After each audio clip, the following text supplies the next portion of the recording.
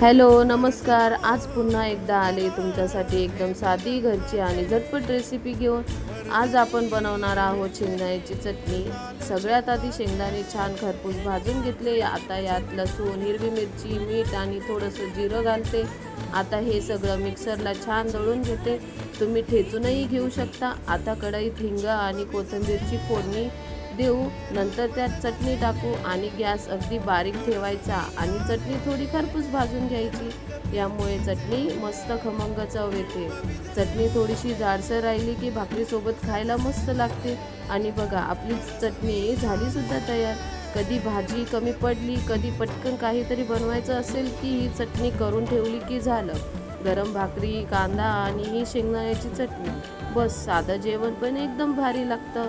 अशीच घरगुती रेसिपी आवडत असेल तर माझ्या चॅनलला नक्की सबस्क्राईब करा आणि भेटूया पुन्हा एका नवीन रेसिपी सोबत।